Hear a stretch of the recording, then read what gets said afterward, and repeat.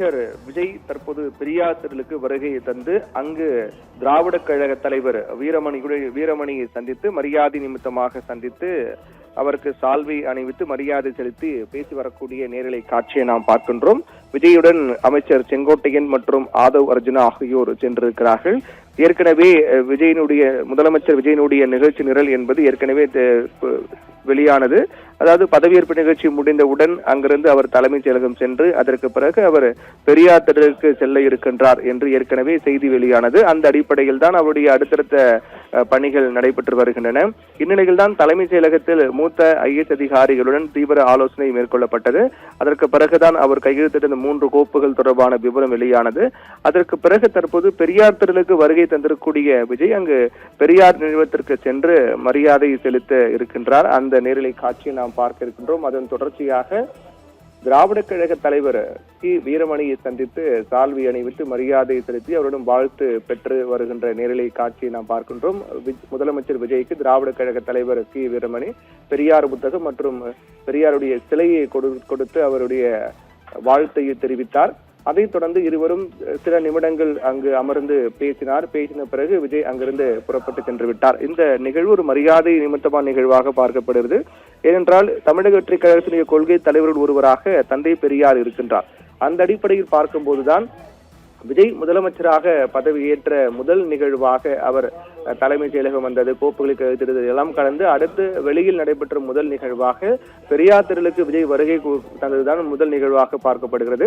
அந்த அடிப்படையில் தான் பெரியார் திடலுக்கு வந்த விஜய் அங்கு திராவிட கழக தலைவர் வீரமணியை சந்தித்தார். உடன் செங்கோட்டையன் மற்றும் ஆதவ் அர்ஜுனா அமைச்சர்கள் செங்கோட்டையன் மற்றும் ஆதவ் அர்ஜுனா ஆகியோர் சென்றிருக்கிறார்கள். அப்போது விஜய் சில நிமிடங்கள் வீரமணி விஜயுடன் பேசியிருக்கிறார். அப்போது பரஸ்பரம் அவர்கள் நலம் விசாரித்துக் கொண்டு அவர்கள் பேசியிருக்கிறார்கள், வாழ்த்து தெரிவித்திருக்கிறார். வீரமணி தமிழ்நாட்டின் முதலமைச்சராக விஜய் பொறுப்பேற்றதற்கு வீரமணி வாழ்த்து தெரிவித்திருக்கிறார்.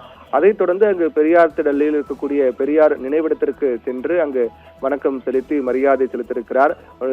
தமிழக வெற்றி கழகத்தினுடைய கொள்கை தலைவர்கள் ஒருவராக தந்தை பெரியார் இருக்கின்றார்.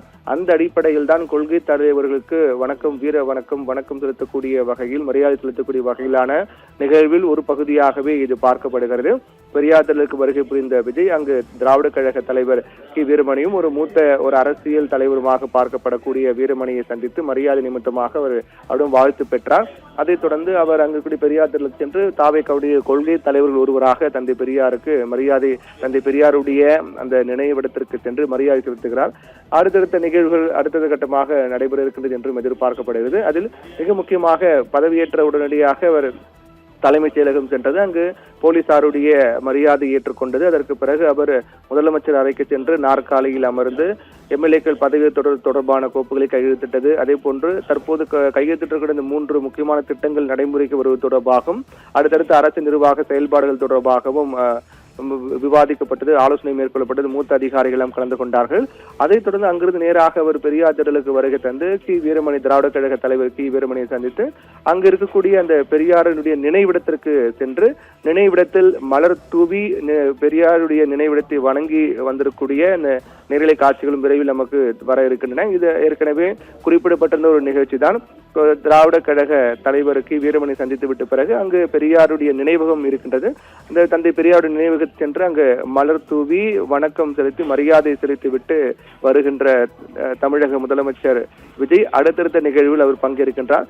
இது மிக முக்கியமான நேரலையில் நாம் பார்க்கும் நேரலை காட்சியில் நமக்கு வந்திருக்கின்றது. நேரலையில் நாம் பார்க்கின்றோம் வீர முழக்கம் எழுப்பி தந்தை பெரியாருக்கு மரியாதை செலுத்தும் நிகழ்வு நடைபெற்று வருகிறது. நடைபெற்ற சட்டமன்ற தேர்தலில் கட்சியை தொடங்கி 2 ஆண்டுகளிலேயே ஒரு தமிழ்நாட்டின் முதலமைச்சராக வந்திருப்பது என்பது ஒரு சாதாரண விடயம் கிடையாது. மிகப்பெரிய ஒரு வெற்றியாக தான் பார்க்கப்படுகிறது.